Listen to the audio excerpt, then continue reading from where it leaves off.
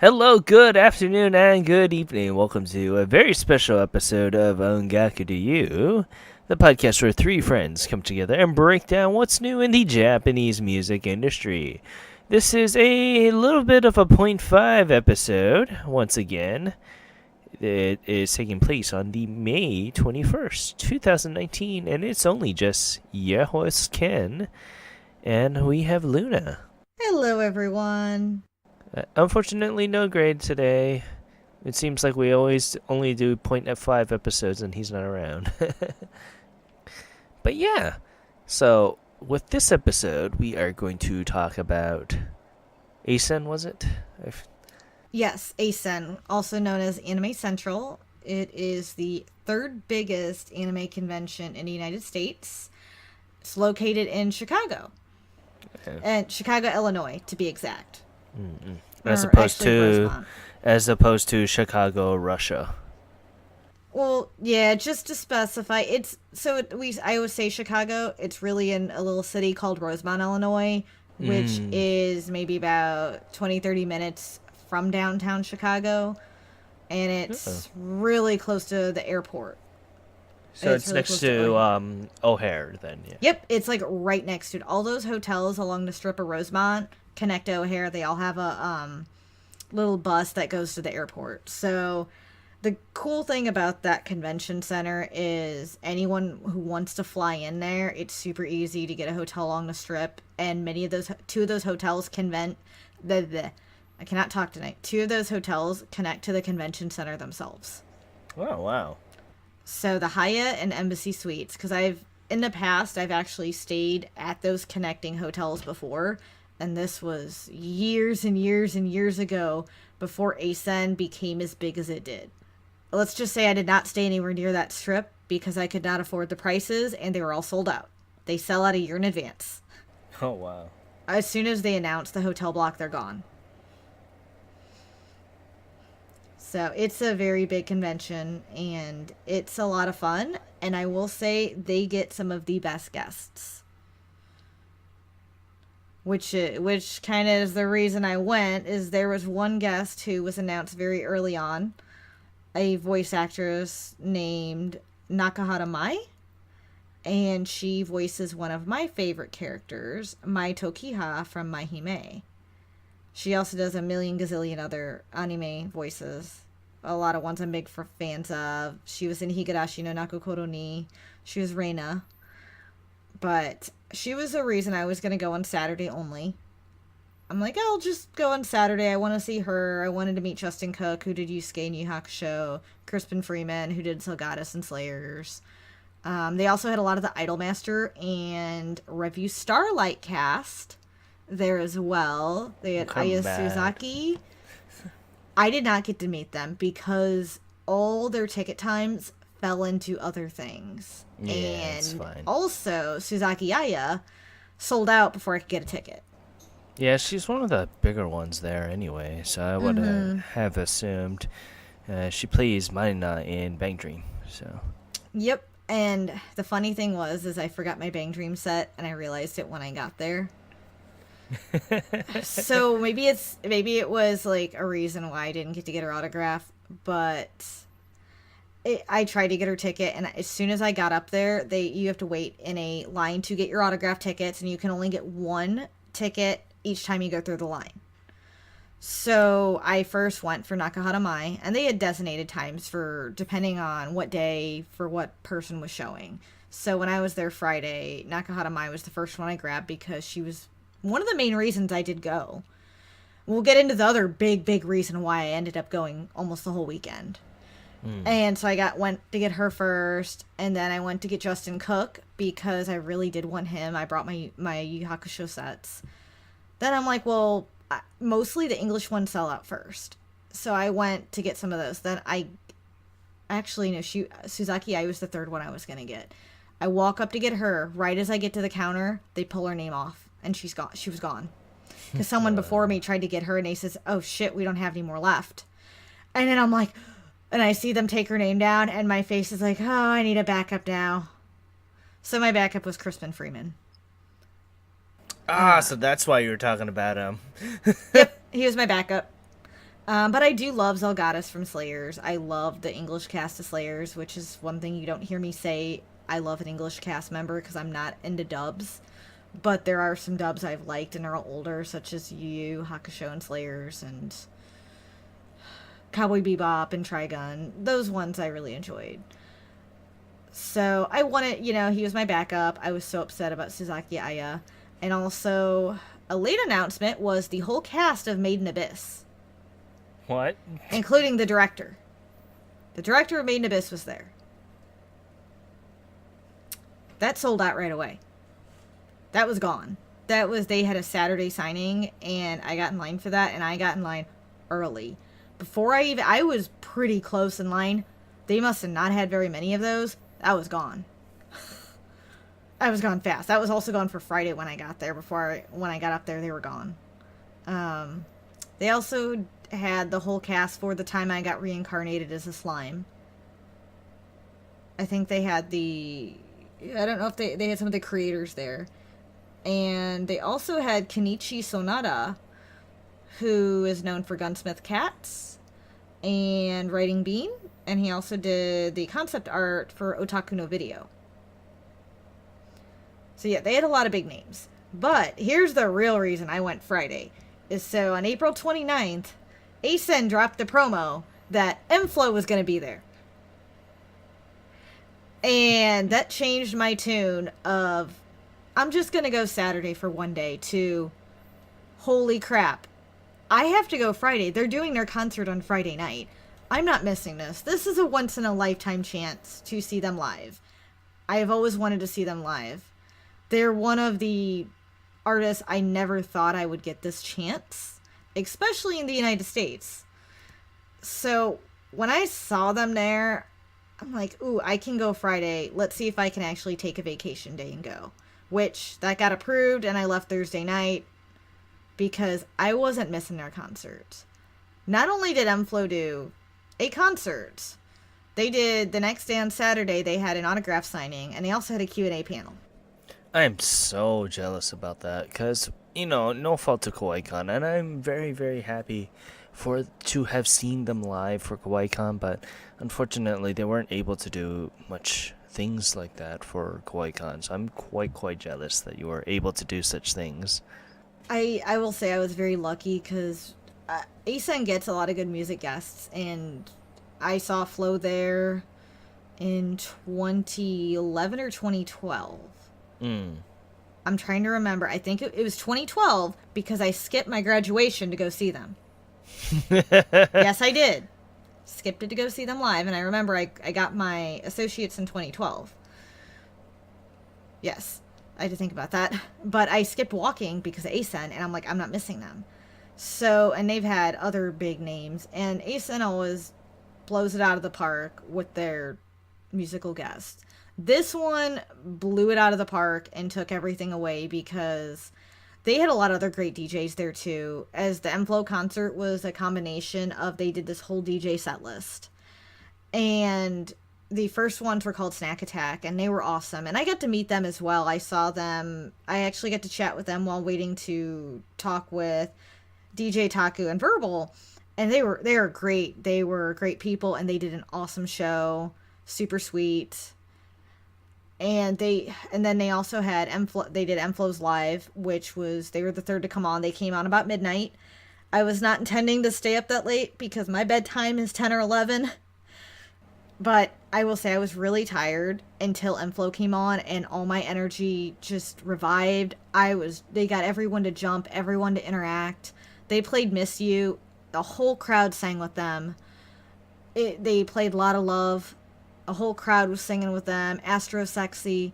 I mean, it was just amazing. And when they first came on stage, I actually had tears in my eyes. I was crying because I was so happy to be there, and plus I was really tired.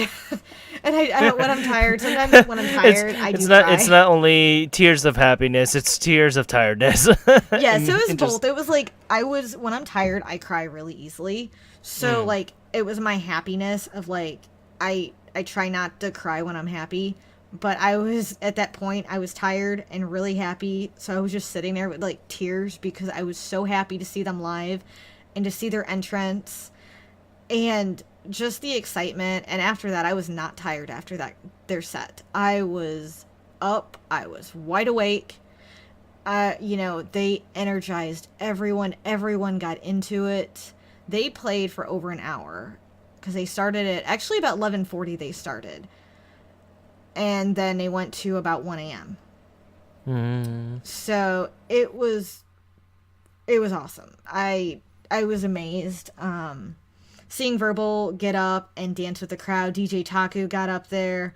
It just I cannot just say my amazement of it. And if they're going to be playing whenever you see them playing live, try to go see them. Do your best to see them perform because it is worth it.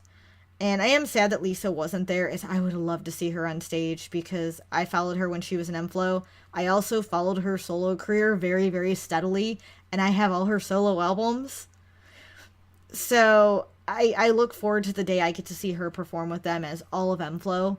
But DJ Taku and Verbal killed it as m-flo on Friday night. And even the people who probably weren't there to see them, who didn't know who they were, became a fan in that instant just by looking around. I would turn around and look at the crowd, and it was just amazing.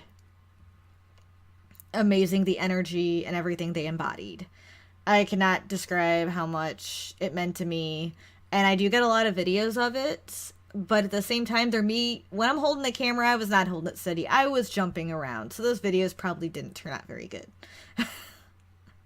It's going to be shaky cam experience. So, but yeah, that was amazing. But the thing that was even better is on Saturday was their autograph session and their Q&A. I will say they are the most nicest, personable gentlemen I have ever met. And out of all the guests, so I met several of the guests while I was there on Friday and Saturday. And first it was Justin Cook who stuck out to me, the voice of Yusuke, because he took a lot of time with his fans and signed what they brought, actually sat down and talked with them, which is why his line took a while. Well, the rest of the guests were like, sign, say hi, I love your show, go.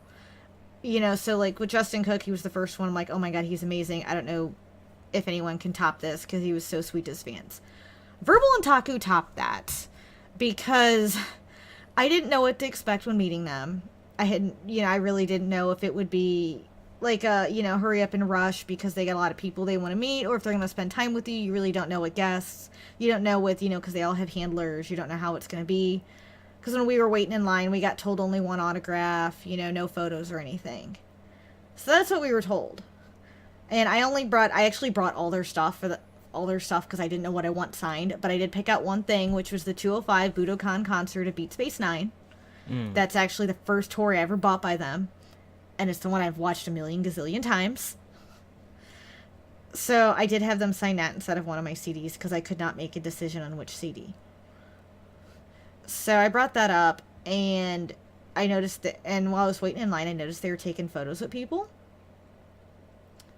So when I got up there, I got to meet them, and as soon as I handed the concert to Verbal and Taco, Verbal's like, oh, wow. He's like, this brings me back. Seeing that, it's like, and I know there's some people who probably brought like Expo. I saw someone with a DVD of that, and I'm like, that was awesome, and I had Expo on me, but I'm like, I really want this one signed. So he signed it, and I got to talk with Verbal and DJ Taku. And they took a photo with me. They're like, do you want to get a photo? So I got to get a photo with them, which was awesome.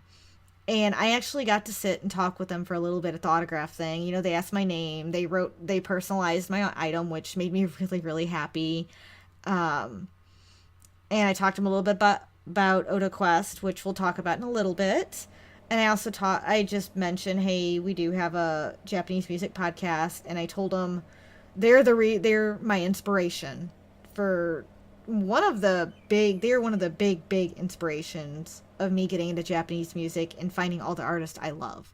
If it weren't for m-flo, I wouldn't have all the artists I love and that really, really got me into it. I probably wouldn't be as into it if it weren't for them. With all the collaborations they did, it opened my eyes to new artists and new music genres. I mean, before them, I really only had like Kodakumi, Boa, Hamasaki Ayumi, Utada. It it I didn't probably have.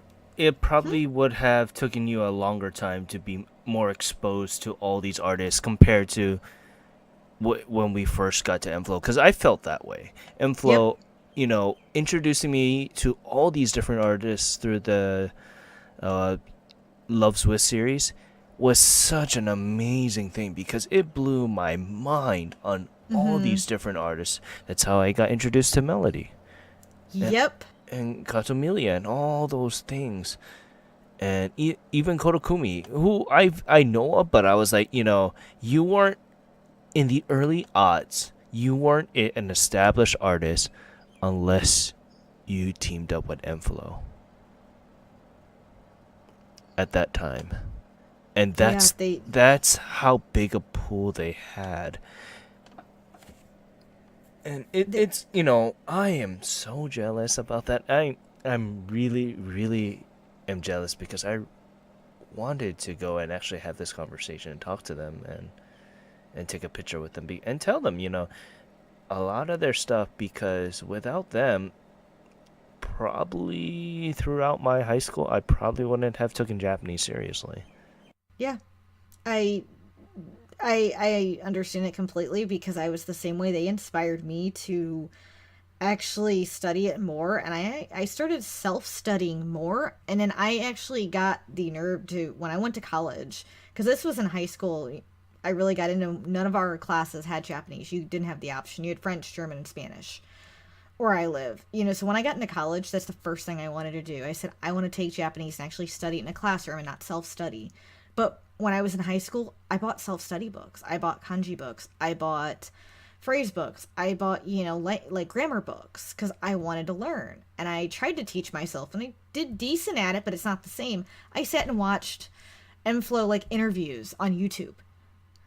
I remember watching it to help myself learn, and I did geek out. When I met them at the autograph session, I majorly geeked out and pretty much told them they're one of my inspirations for the reason why I love Japanese music, and one of the reasons that when we started this podcast, I feel like they're a big part of it. Oh Because yeah. if it weren't for them, I wouldn't be where I am. Yeah, like I feel like for me, the whole aspect of their with love series, picking up artists and introducing them to people that might not know them, is a whole reason why I wanted to do Indie Corner and Music Corner, so that we could spread more knowledge of all these artists that are Mm-hmm. doing so much good work that just might not get the chance to shine, so to speak. Yep.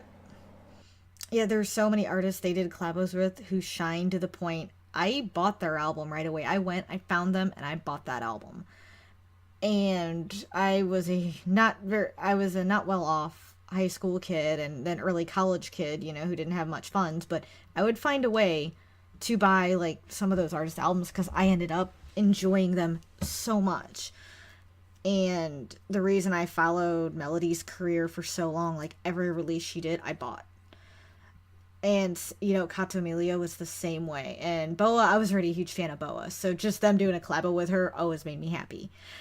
And same with Coda, I was a huge fan of her before m-flo, and when she did do her collab with m-flo, was amazing. And I know she did a collab with Lisa beforehand, which is Switch. So just, and all the music they produced is just, it's just amazing. And there's some I didn't realize they produced until, it didn't really hit me. DJ Taku produced Heartstales. I didn't realize that. I don't know why. Oh wow, he And did? yes, I'll get to that because I still got to talk about their Q&A panel. But there's just so many works they've done, and it has such an impact on me. So me geeking out and meeting them, I'm glad I didn't cry. I did. So I was repping my Kodakumi hoodie because I showed him. I said, you guys are one of the reasons I love Japanese music, and I'm wearing my Kodakumi hoodie, my tour hoodie, and I was just so ecstatic. And I had my Jasmine tour T-shirt underneath. which it was too cold for me to take my hoodie off though. So I was just ecstatic, and they were the nicest, sweetest guys, and that just made me happy. My sister also waited in line with me because I got her into m-flo because she heard me listen to them all the time, and she really loved them.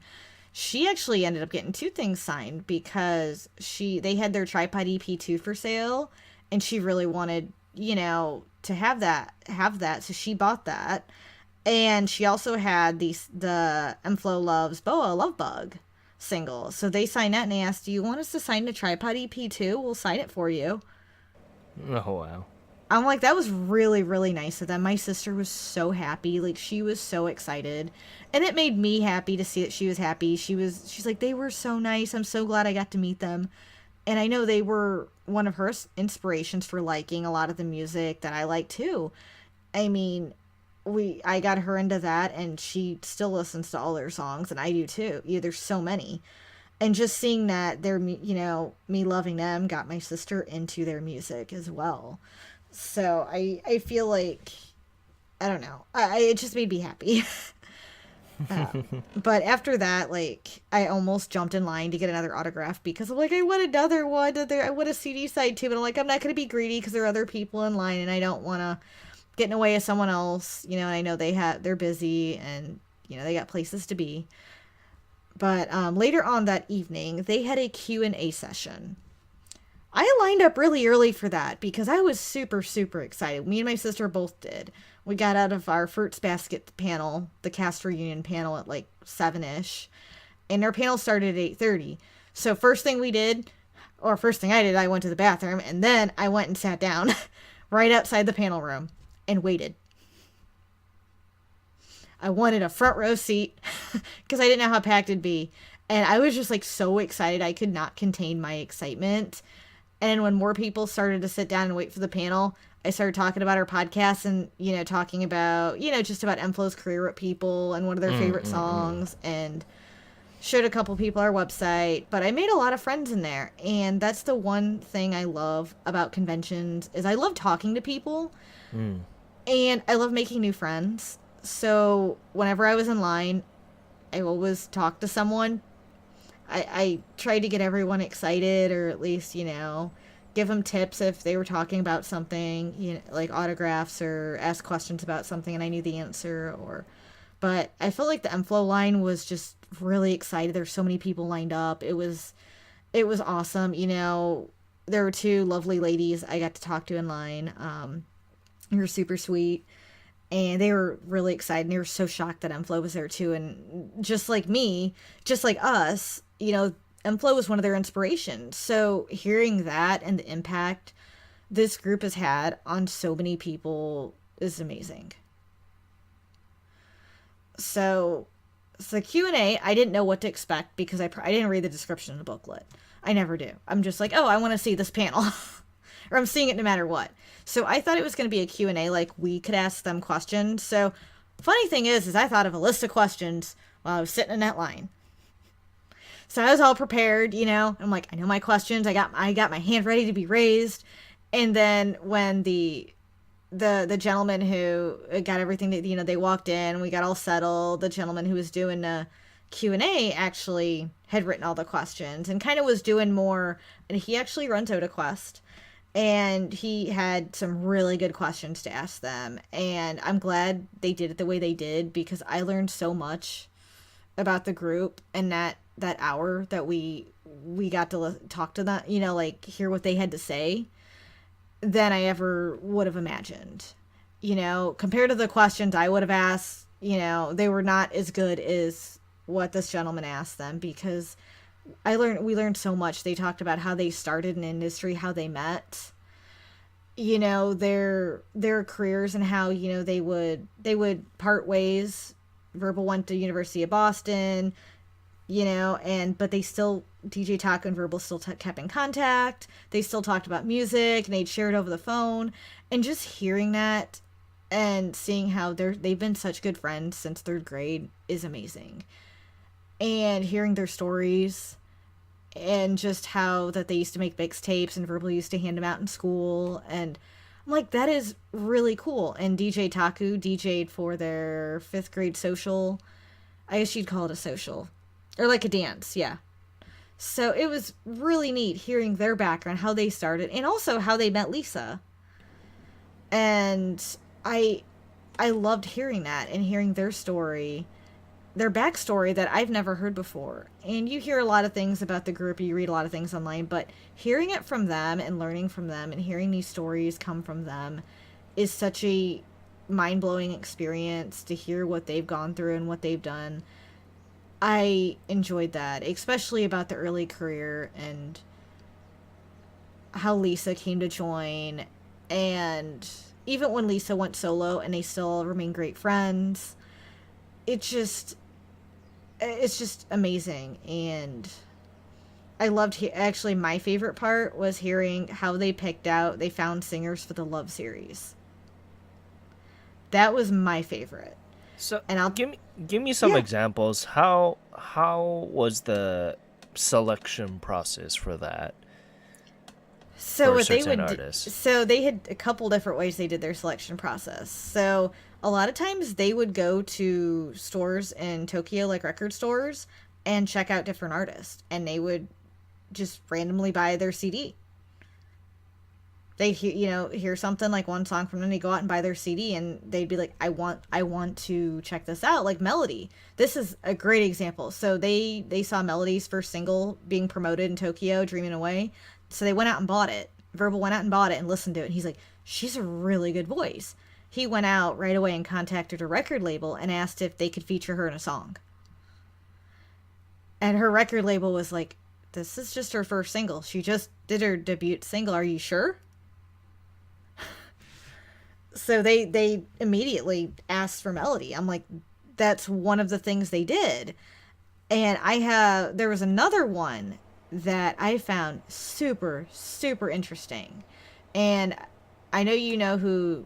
So DJ Taku and Verbal both said her name different ways. So Verbal said Yoshika and Taku said Yoshika. I don't Hmm. know which one's right. I always said Yoshika because I wasn't sure if it's Yoshika, Yoshika.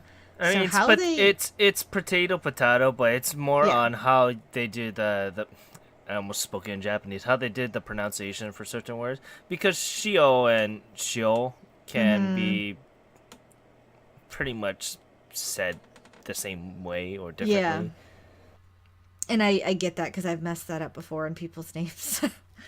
So how they chose her was very intriguing, and I almost raised my hand, but I couldn't remember the name of the website. So back in the day, this was in '03, I was also very prominent on forums. So Verbal Mm. used to go to music forums, Japanese music forums for Japanese music, but for US based. So he liked to see what Japanese music or what people in the United States, like what type of Japanese music they were listening to. So he would go in this forum, and he's like, I couldn't remember the name, but he described it, and in my head I'm like, I used to be on that same forum, and that's how I got a lot of the music I got into too. Is I found out about m-flo on that forum. I found out about a lot of artists on that forum. That's what got me into a lot of it. And he said that's how he discovered her. In the forum, he saw them talking about the singer named Yoshika, and they're like, she's really good, she's really soulful voice. So he's like, okay, I haven't heard of her. I'm gonna go check her out. So he went to 3 different record stores in Tokyo. I think it was in Shibuya before he found her album or her album. It was Straight Ahead, which I do own. I have a copy of that. And because he went around, no one knew who she was. He found it and he heard it and he's like, we gotta have her.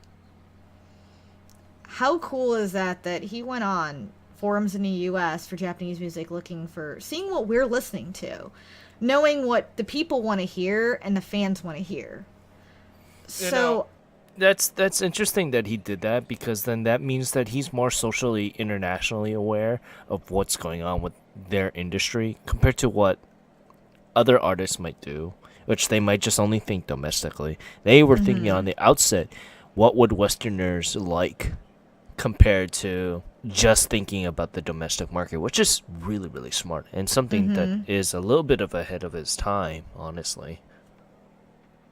I agree. And if you think they've collaborated with a lot of international artists, such as Pharrell, and it's just amazing. And I loved hearing that. And in my head, I'm thinking, what is the name of that forum? If I'm correct, it was called I think it was jpopmusic.com.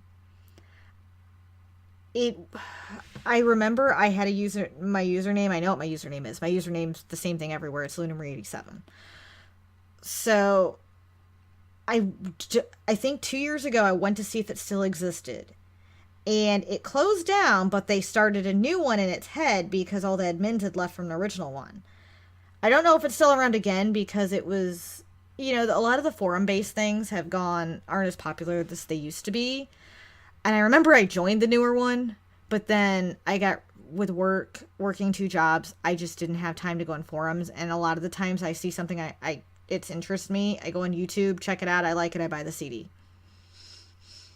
So I kind of want to go back into forums now. But I remember that time period from 203 to probably 2011, 12. That was one of the forums I was always on, finding out about Japanese artists, new releases. They always drop new release news on there. We didn't have websites for that. And just seeing that they went on there and seeing what fans are listening to, what people here like, is amazing. And you're right, it's very ahead of its time because you don't see many artists who do that or would think to do that. So, and I loved hearing about that, how they chose their artists, going to different stores in Tokyo too, and buying CDs and listening to them. Man, if I would love to do that. I felt like I did that when I was in Japan. When I was living there for a while, I would kind of do that at Book Off. I would look at the cover of a CD and I'm like, oh, she looks interesting. I want to check her music out. Or he looks really interesting. I want to check this out. I wish if I had that capability here, but we don't really have J-pop CDs in stores, and it makes me sad. But Maybe that can change with the announcement that they might do. I Later think it on. can change because, for example, I went in a local media store today, and we stopped in for a bit to look for something. They had K-pop CDs. They had a lot of K-pop CDs. So if K-pop can do it, I have confidence J-pop can do the same thing. I think it needs to be targeted towards specific artists, just like K-pop is doing. It's very targeting specific ones, and I think m-flo is one that can do that easily because of how their music is international. In my opinion, they can easily go international just by the style and also their personas. Just meeting them alone, they have something special, and you know it when you meet them and you talk with them, and they really do care about their fans. So because let's just say we ran short on time, as we went the Q&A went through their career, so it pretty much went with what they call the three stages. Early m-flo with Lisa, then the love series, and then after the like love series and Square One and Nevin and that, and then now there's third one, which is kind of up and coming, which with Lisa back. So it's kind of like the three stages, and I look forward to what there is to come from them. And they did hint at things. They also dropped their new single and music video, which is awesome. But they hinted at a lot of things later to come this year, which really excites me because I'm ready for a new album by then. I'm ready for their full comeback, and I think they made a great comeback because no question, it's still my jam. Yeah, no, I'm very very excited for the future now. Now that I know that this isn't going to be a one and done thing, I'm really looking forward to what's gonna happen with them now. Yeah, and they have plans. You can tell they're not done. They're not stopping anytime soon.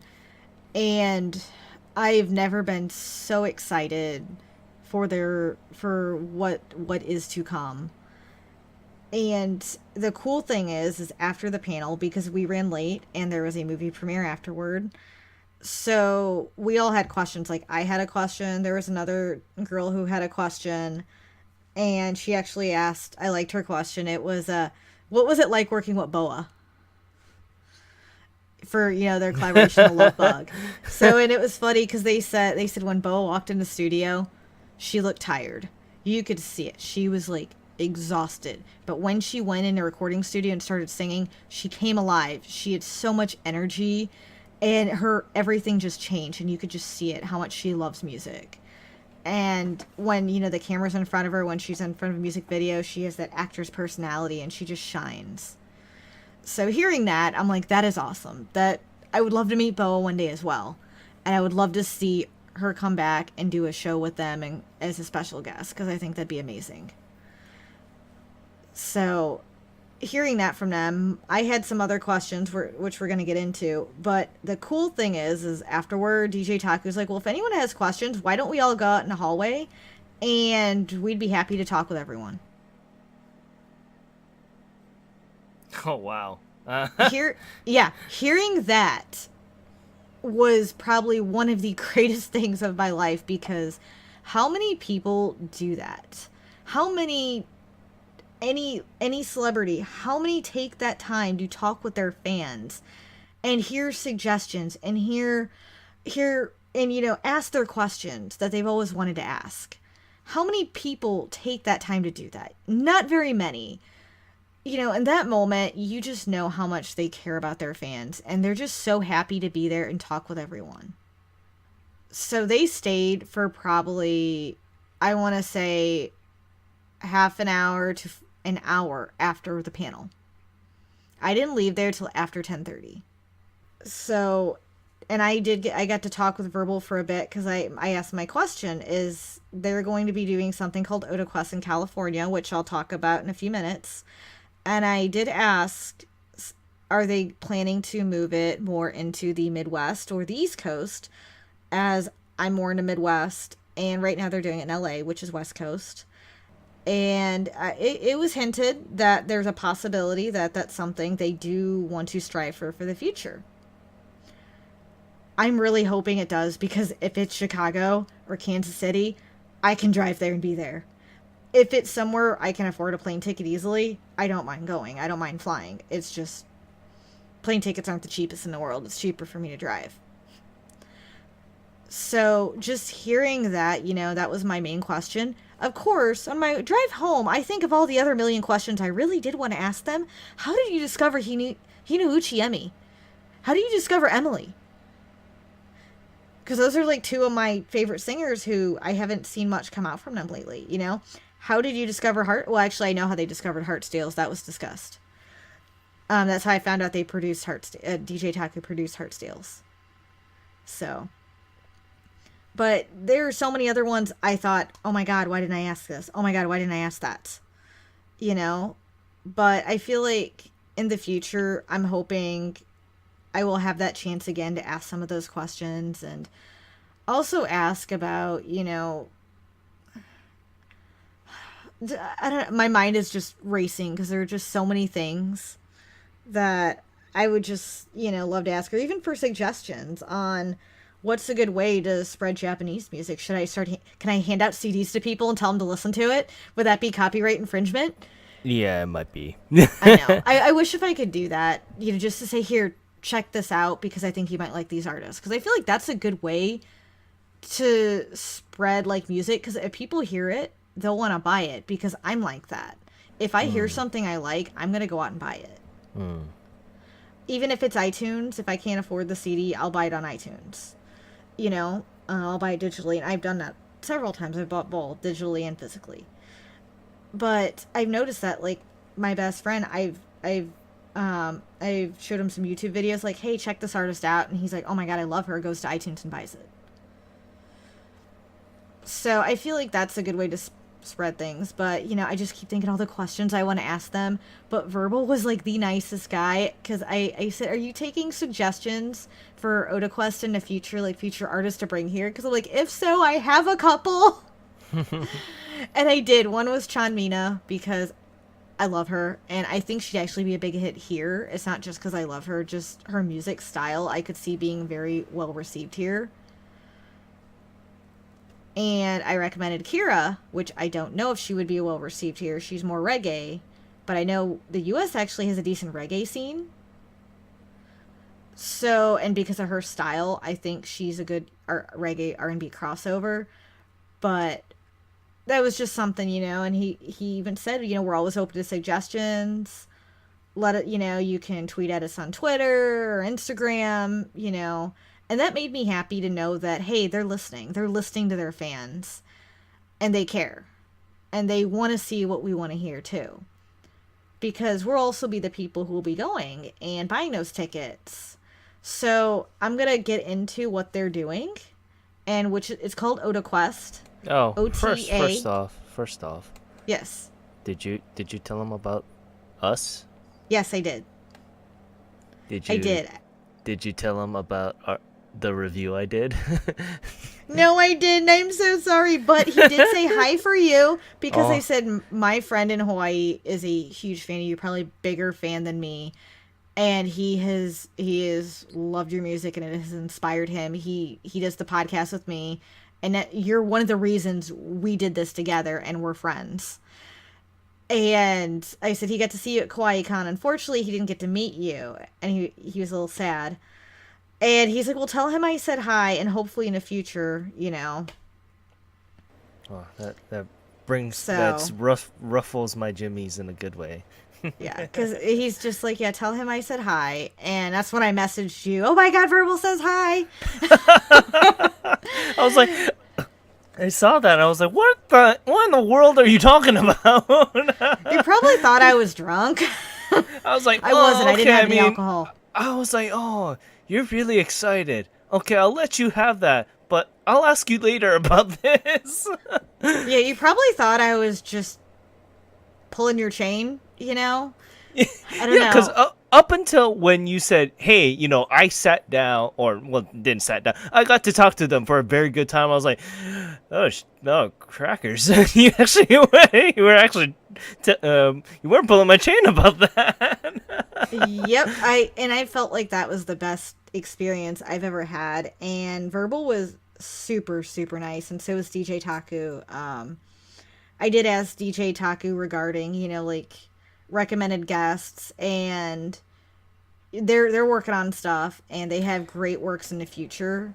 Yeah, because, I would love to have seen, like, Syrup. I think Syrup would be a very good person to have done for this. Especially because his style is a lot more Yeah. R&B in style, but...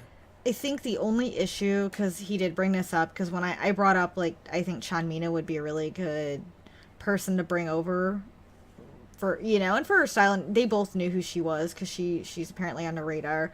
The only issue is visas, is work visa, because they have to be an established artist, so I can see that with Syrup as well. I can see that with Kira. I can see it with Chanmina, because Chanmina is still new in the industry. She started in 2017.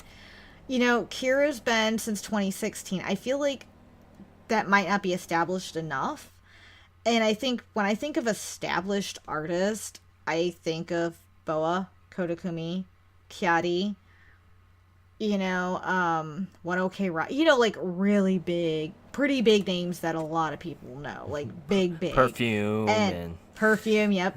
Yeah, Baby Metal, all that good stuff. Exile, I think of ones that have been in the industry for a long time. I would love to see Hamasaki Ayumi, but I don't think that will ever happen.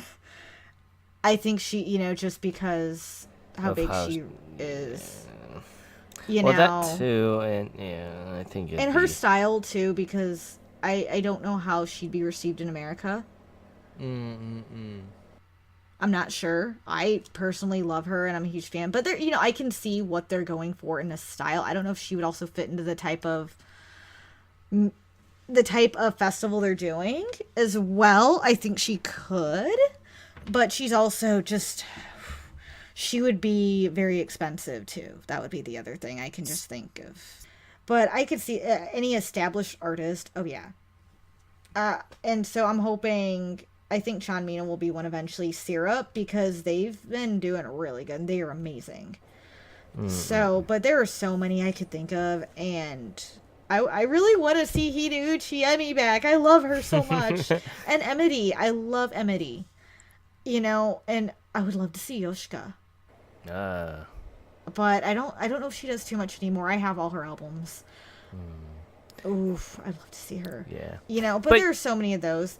yeah, But so why don't we get into that lovely announcement that so they're doing something called Oda Quest, and it actually started last year in a way at Expo, and Crystal K was there. yeah, Man, I this wish was if I could have gone.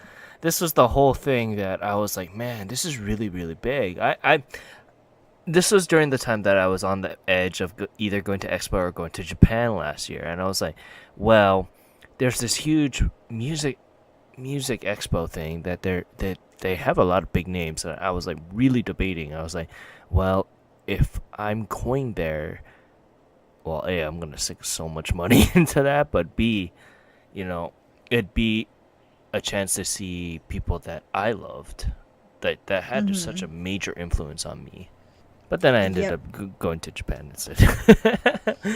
And Expo was out of my price range last year because I Yeah. just started my new job and I didn't have the vacation really for it, which was the other issue. And there was no way I could get a ticket under, I forgot how much. I looked it up. It was around under 600.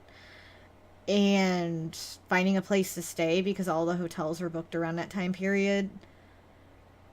So yes, Expo would have been out of my range last year, and I'm kicking myself for missing it. But getting onto this, they're doing it again this year. It's called Oda Quest, and they got more big names back, and it is a stacked guest list in my opinion. Some very amazing artists. They have Kyari Pyamu Pyamu, which I am so ecstatic because she has a new single out, and this is a great time to bring her over. I think this will be amazing. And they also got Capsule.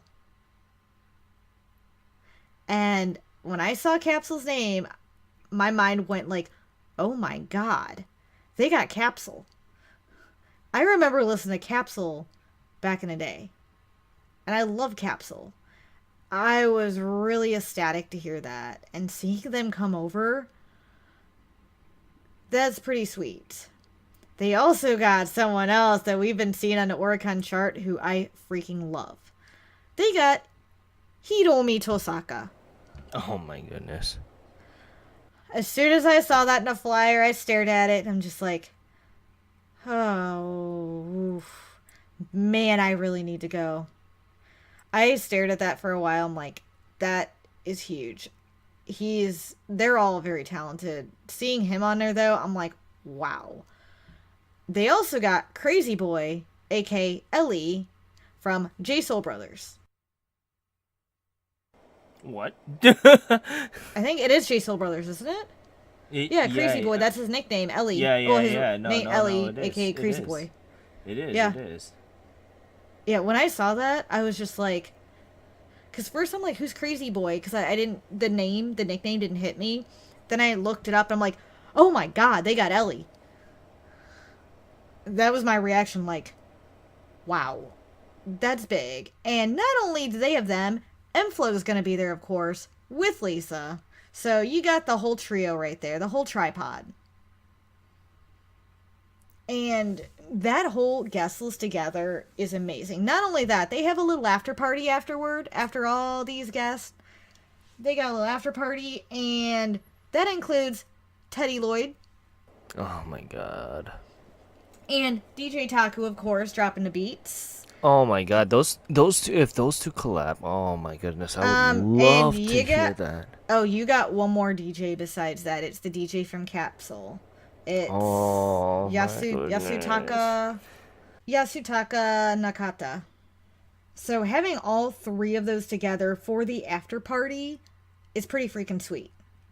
Oh yeah. Oh yeah.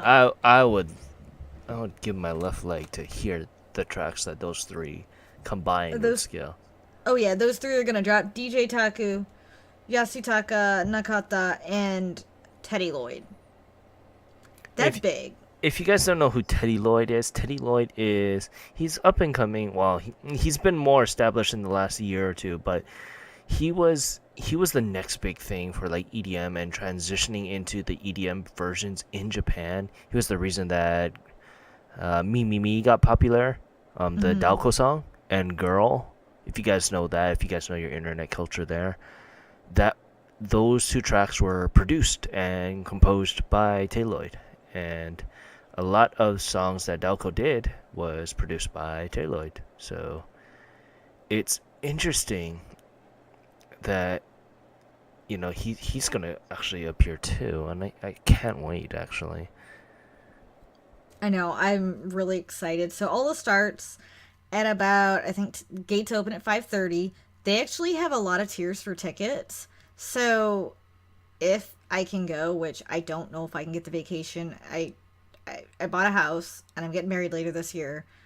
So you can guess where all my vacation's going, or my vacation pretty much went. But the VIP ticket is 250, and it includes, there are actually a couple VIPs. The VVIP includes a meet and greet.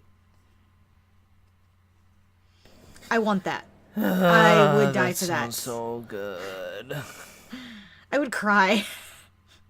I actually probably would cry.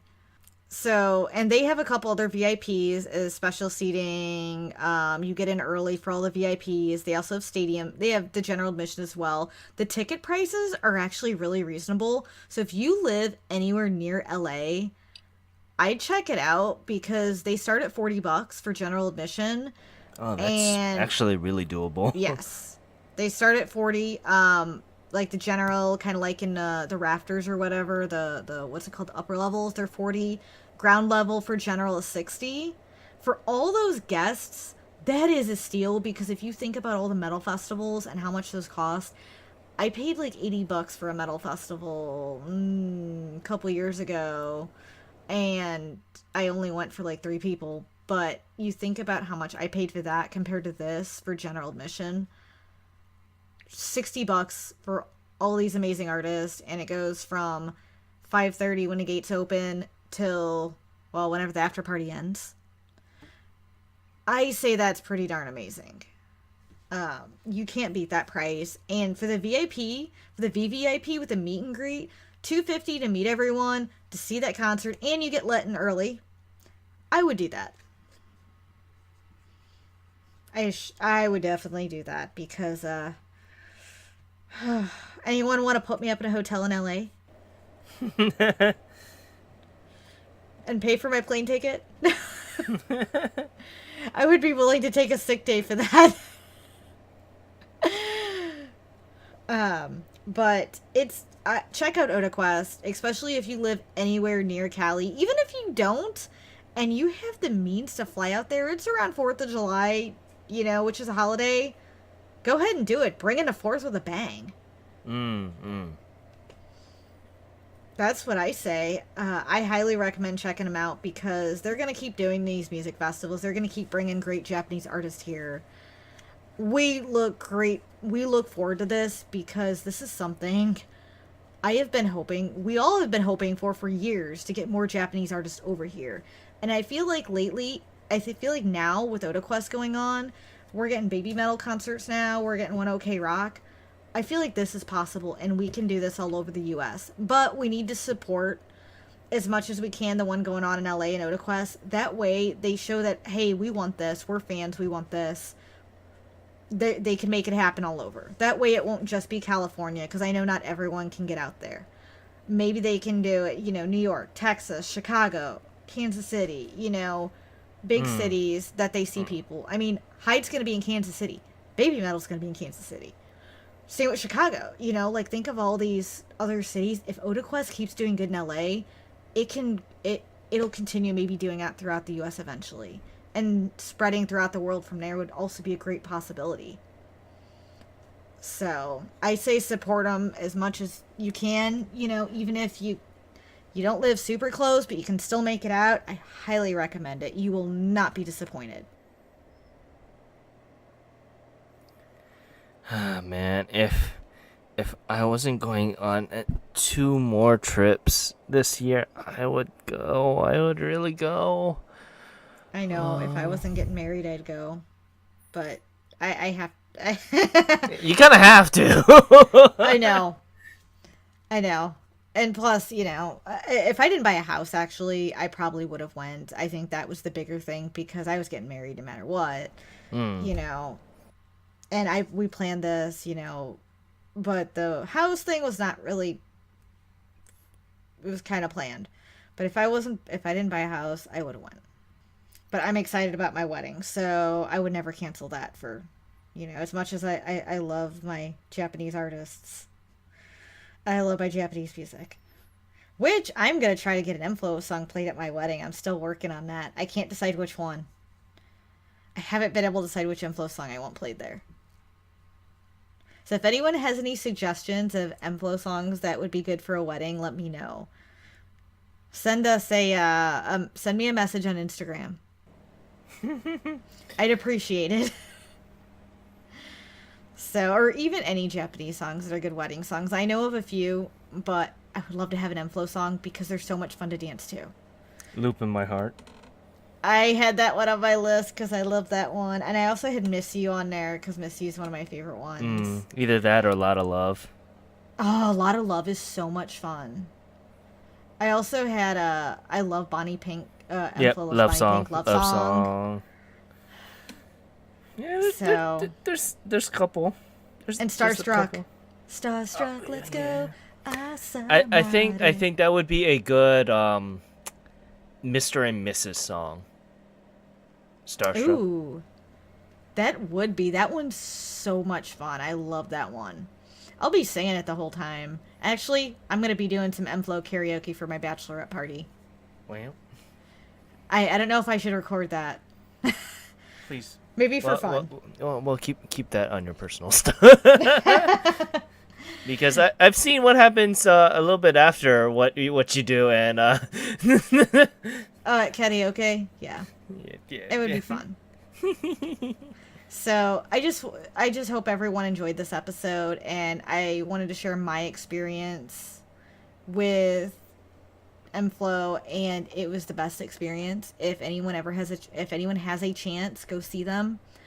They are amazing live, and I could not ask for a better experience. This made me getting no sleep at all and being up for over 24 hours worth everything. And I was so excited at work, even though none of my coworkers know who they are. I showed them the photo. Oh my God, look who I got a photo with. Oh my God, look who I got to meet. I'm so excited. So yes, my poor coworkers had to deal with me doing that, and then explaining who m-flo was. So yeah, because the first thing I got, oh, what you do in Chicago? Oh my God, you gotta see. So I was very, very excited, and I'm still excited, and this is going to be ingrained in my mind of this experience and actually getting to talk with them. And it felt so personal, and for me, that meant everything, that they are so personal with people and really care about their fans. I just have so much respect and for them, and I love them so much. They are just amazing. But yeah, I mean, where can we find information on the Lovely Music Festival?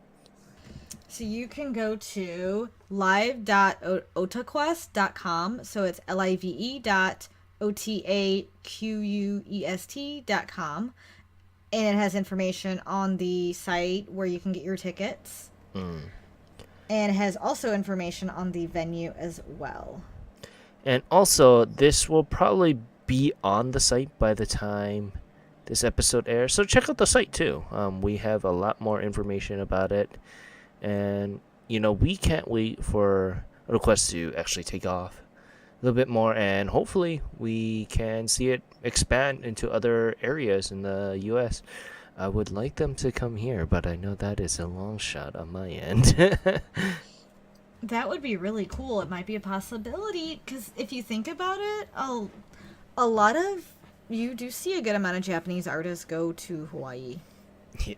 vacation. I was gonna say that, but I didn't want to be a jerk. Only for vacation. You know, there was a lot of the AKB people. They come here all the time. Like the former ones that graduated, they come here all the time.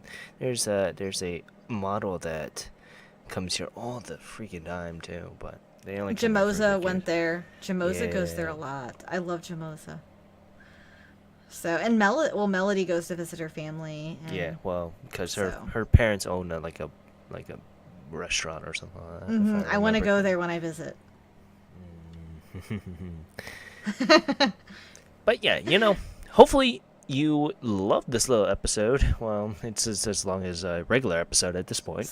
Sorry, that's my Nah, fault. I got no, too no, excited. no. It's good to hear your experiences with this, and I'm so happy that this experience you were given something that not much people were able to do, honestly, because my experience with KawaiiCon wasn't really too good, to be perfectly honest. But And that's more the booker side more than the artist side. oh yeah, and I will say this: like acen is so good with booking, and I've been going to acen for a long time. I don't go every year, but I will say they do good job booking, and they know how to treat their guests, and they know how to treat the fans who go. So I'm hoping maybe in the future you can meet me there. Hopefully. But yeah, with that, you can find us on the social medias at Instagram and Twitter at ongakudu. You can follow the site at ongakudu.com. You can find me at otycan1. And where can we find you, Luna? You can find me on Insta at Nerdy Collector Luna. You can find me on Twitter at LunaMaria87. That is my personal one, but I don't really... It's okay. You guys can still follow me. I don't tweet that much. Except Game of Thrones stuff, but that's over now. Yeah, I'm that's sad. over. That's over. We're not going to get into that because I feel No, empty. I feel empty. I do But- too. And You DJ can- Taku, if you're listening, how do you feel about that episode? I'm really curious. Oh, yeah, I forgot he watches Game of Thrones. Oh my god, he's a huge Game of Thrones fan. I did get to bring that up a little bit, and he told me he doesn't want it to end, and I'm like, I don't either. There's not enough time, so that's all I'll say about that. There's, but yeah, you can also find Gray at Ongaku Gray. And you can also find our other co-hosts, our guest co-hosts at Renford at Renford D. But yeah, I want to thank you very, very much for listening to this. It was supposed to be a 0.5, but 0.5 episode of Ongaku to You. I'm your host, Ken, saying thank you very much, and have a great day. Aloha. This is Luna, wishing you a great rest of your day. I hope you enjoyed this latest episode. Ja mata ne.